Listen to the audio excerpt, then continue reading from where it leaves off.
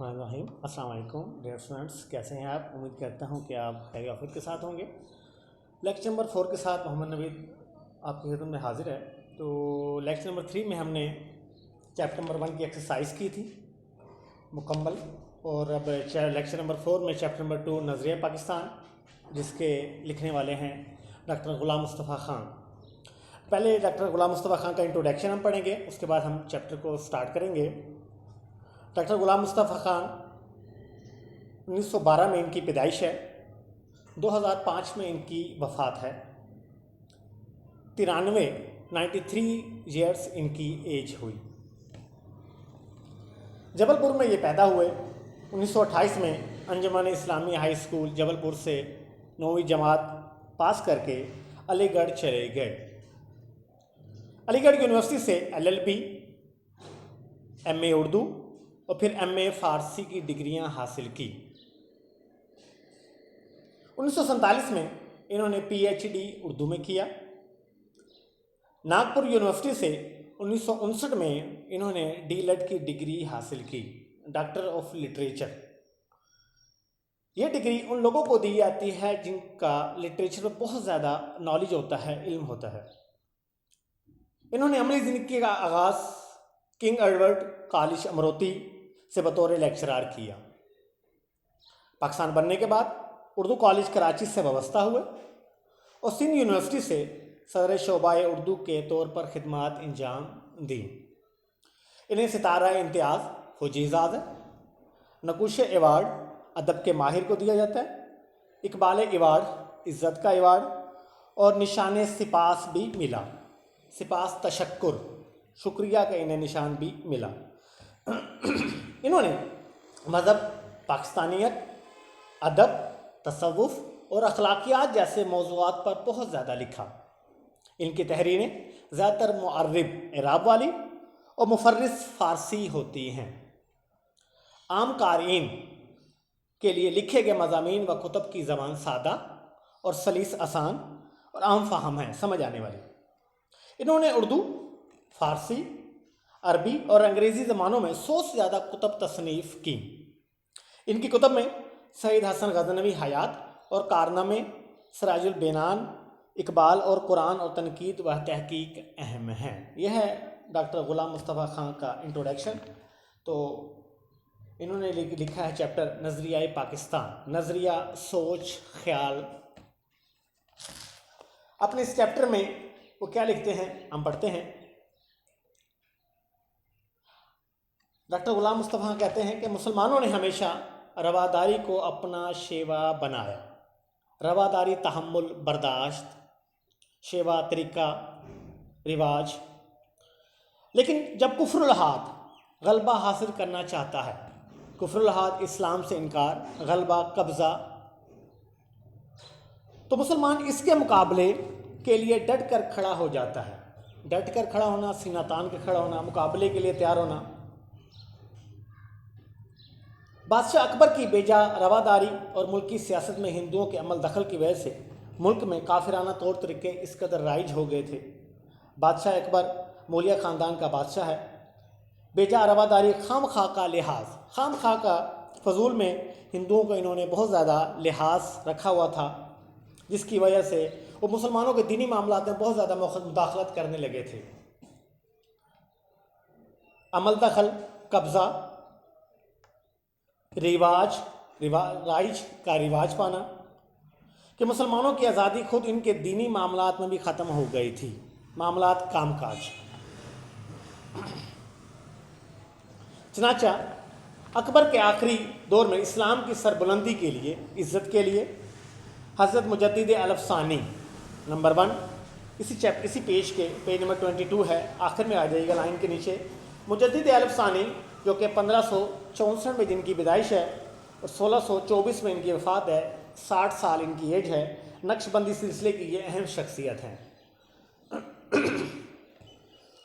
हज़रत मुजद्दिद अल-अफ़सानी खड़े हुए।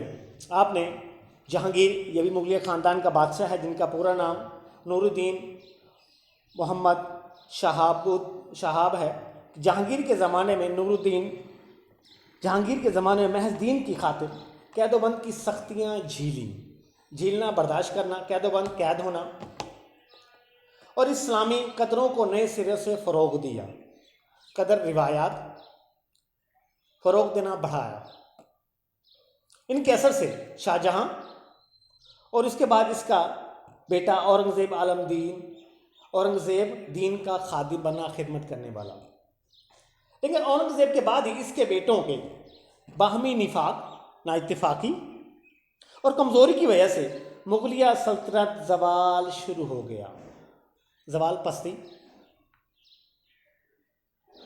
مرہٹا ایک جگہ کا نام ہے، وہاں کے رہنے والوں کو مرہٹوں کہا جا رہا ہے، اور ہندوؤں کے کئی گروہوں نے سر اٹھانا، بغاوت کرنا۔ انگریزوں نے اپنے قدم جمائے، قبضہ کرنا، ملک میں انتشار پھیل گیا، بے چینی، افراتفری۔ لیکن مصنف کہتے ہیں ایسے گئے گزرے برے حالات میں بھی قوم کو فروغ دینے، روشنی دینے اور اسلام کو سر بلند کرنے کے لیے کوششیں جاری رہیں۔ سر بلند، عزت دینا۔ چنانچہ میسور کے سلطان حیدر علی اور ان کے بیٹے سلطان ٹیپو نے نہ صرف ہندوؤں اور انگریزوں کا مقابلہ کیا، بلکہ افغانستان، ترکی اور پھر فرانس کو بھی اپنے ساتھ شامل کرنے کی کوشش کی۔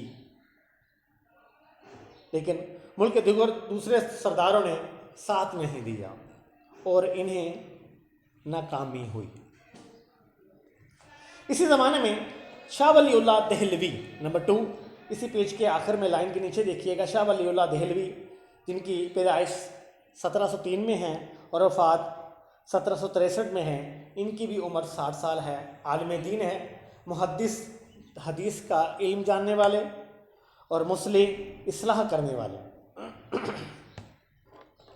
شاہ ولی اللہ دہلوی اور ان کے صاحبزادے بیٹے نے مسلمانوں کی اخلاقی اور معاشرتی برائیوں کو دور کرنے کے لیے تحریک شروع کی۔ پھر اس کے بعد ان کے پوتے شاہ اسماعیل نے اپنے مرشد سید احمد بریلوی کے ساتھ اسلامی اصولوں کو دوبارہ رائج کرنے اور ملک کو غلامی سے آزاد کرانے کی کوشش میں 1831 میں اپنی جانیں قربان کر دی۔ تاہم البتہ انہوں نے مسلمانوں کے دلوں میں جوش اور ولولہ پیدا کر دیا، ولولہ، امنگ۔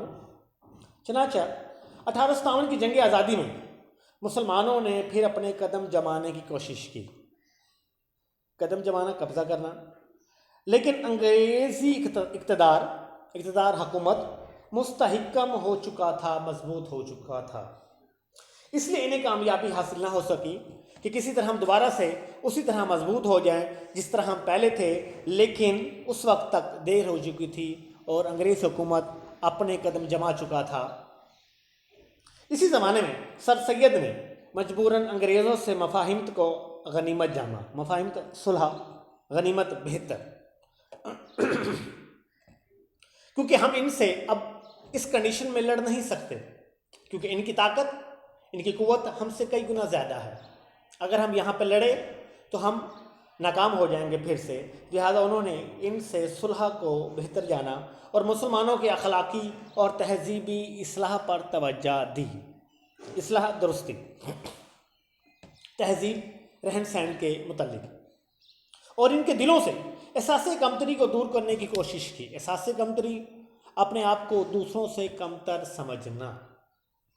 1885 میں ہندوؤں نے کانگریس کی بنیاد ڈالنا، قائم کرنا، اور ظاہر یہ کیا کہ وہ ملک کی تمام قوموں کو ان کے حقوق دلوائیں گے، لیکن بعد میں پتہ چلا کہ وہ صرف اپنے حقوق کا تحفظ چاہتے ہیں، تحفظ، حفاظت۔ انہوں نے مسلمانوں کو ان کے کاروبار سے محروم کرنے کی کوشش کی، محروم کرنا، چھین لینا، اور سرکاری ملازمتوں پر بھی قابض ہو گئے، قبضہ کر لیا۔ انہوں نے مسلمانوں کی مشترکہ زبان اردو کے مقابلے میں ہندی کو قائم کر دیا۔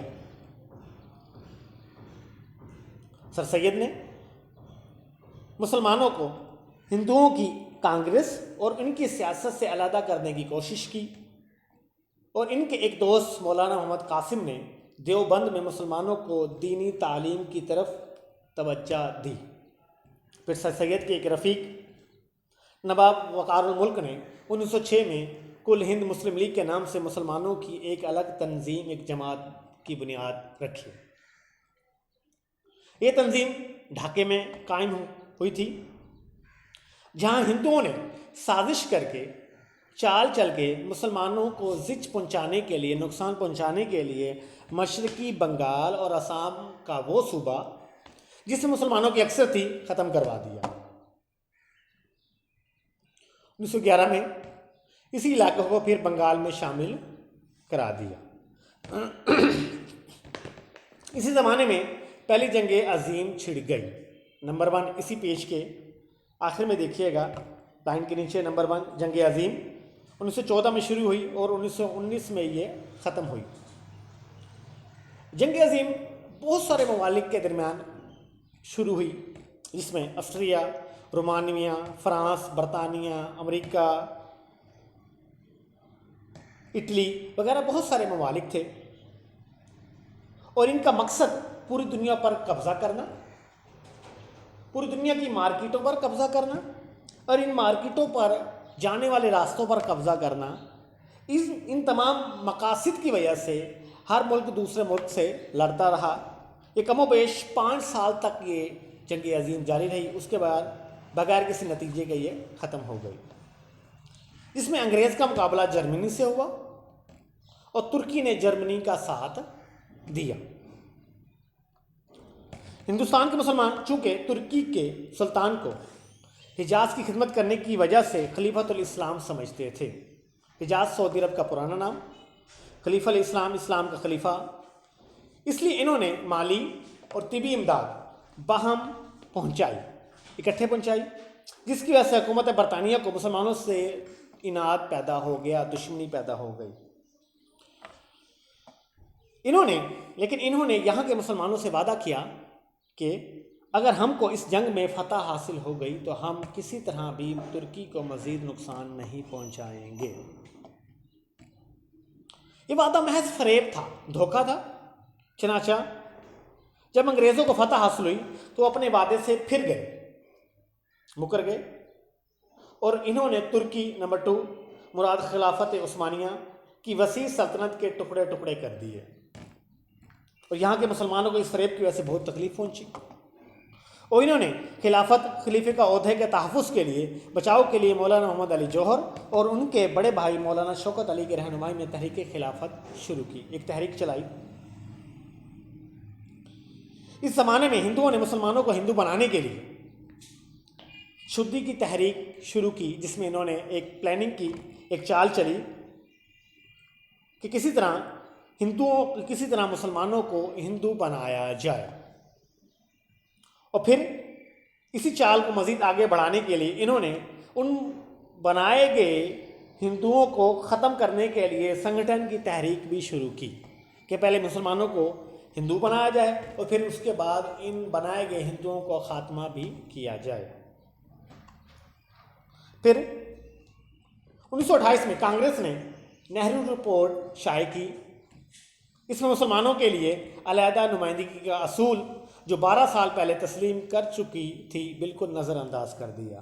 ایک رپورٹ شائع کی جس میں پہلے بھی کہا گیا تھا اس رپورٹ سے 12 سال پہلے کہ مسلمان ایک علیحدہ قوم ہیں، ان کے لیے ایک علیحدہ وطن ہونا چاہیے جہاں یہ اپنی مرضی کے ساتھ اپنے دین کے مطابق زندگی گزار سکے، لیکن اس رپورٹ میں اس بات کو بالکل نظر انداز کر دیا، کیونکہ وہ چاہتے ہی نہیں تھے کہ مسلمان کسی بھی طور پر، کسی بھی طریقے سے، کسی بھی حالت میں، کسی بھی صورت میں وہ ہندوؤں سے علیحدہ ہو جائیں اور اپنی زندگی اپنے بتائے گئے اصولوں کے مطابق گزاریں۔ پھر تو مسلمانوں میں بڑا جوش پیدا ہوا اور انہیں یقین ہو گیا کہ چونکہ ان کا دین، ان کی تہذیب، ان کی معاشرت سب کچھ غیر مسلموں سے مختلف ہے، اس لیے کسی حالت میں ہندوؤں سے تعاون نہیں ہو سکتا۔ چنانچہ 1930 میں مسلم لیگ کے الہ آباد والے جلسے میں اجلاس میں علامہ اقبال نے مسلمانوں کے لیے ایک علیحدہ وطن یعنی پاکستان بنانے کی تجویز رائے پیش کی۔ 4 سال کے بعد جب قائد اعظم محمد علی جناح نے مسلم لیگ کی صدارت کا مستقل طور پر عہدہ قبول کیا تو انہوں نے اس تجویز کو، اس رائے کو عملی جامہ پہنانے کی کوشش کی۔ عملی جامہ کسی کام کو مکمل کرنا۔ آخر کار 23 مارچ 1940 کو انہوں نے لاہور کے اجلاس میں واضح طور پر یہ اعلان کر دیا کہ جن علاقوں میں مسلمانوں کی اکثریت ہے وہاں ایک آزاد مسلم ریاست قائم کی جائے۔ اس اعلان کو قرارداد پاکستان کہتے ہیں، جس کی روح سے مسلمانوں کی آزادی اور خود مختار حکومت قائم کرنے کا فیصلہ ہوا۔ خود مختار بااختیار۔ مصنف ڈاکٹر غلام مصطفیٰ خان کہتے ہیں کہ یہاں یہ سمجھ لینا ضروری ہے کہ دنیا میں قومیت کی تشکیل کی دو بنیادیں ہیں۔ قومیت سے مراد یہاں قوم، تشکیل شکل دینا۔ ایک وہ جو مغربی مفکرین نے قائم کی، مفکرین غور و فکر کرنے والے، اور دوسری وہ جو کہ رسول پاک صلی اللہ علیہ وسلم کی قائم کی ہوئی ہے۔ کہ دو طریقوں سے قوم بنائی جا سکتی تھی، کہ ایک جو مغربی مفکرین نے بنائی اور دوسری رسول پاک صلی اللہ علیہ وسلم نے قوم بنائی۔ اہل مغرب نے کیسے قوم بنائی؟ اہل مغرب نے خاندانی، لسانی اور قبائلی بنیادوں میں ذرا وسعت، کشادگی، پھیلاؤ پیدا کر کے قومیت کی بنیادیں جغرافیائی حدود پر استوار کی قائم کی، اور کہا کہ قوم جو ہے وہ وطن سے بنتی ہے، اگر وطن نہیں ہے تو قوم نہیں ہے۔ یہ ان کے نزدیک نظریہ تھا۔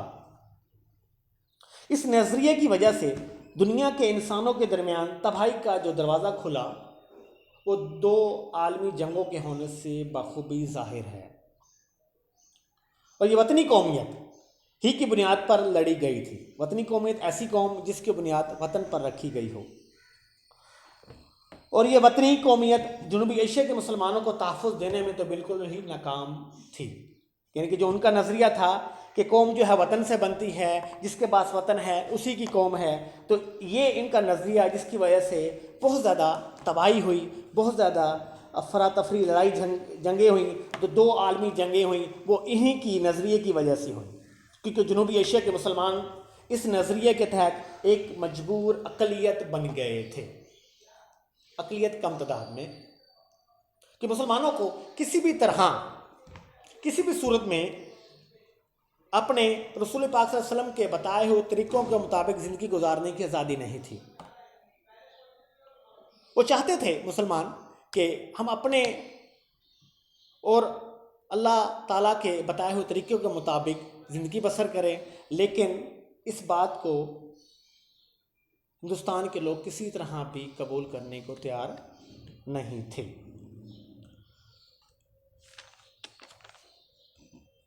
تو ڈیئر اسٹوڈنٹس، یہ ہمارا لیکچر نمبر 4 جو ہے نظریہ پاکستان کا ہاف چیپٹر کمپلیٹ ہو گیا ہے۔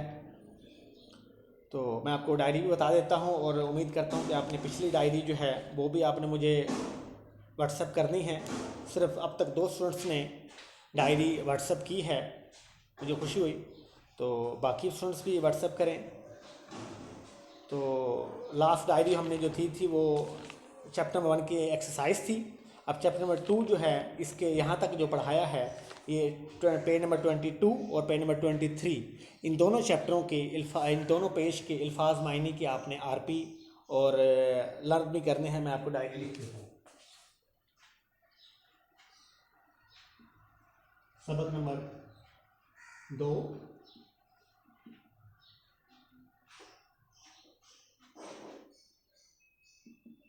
صفحہ نمبر 22،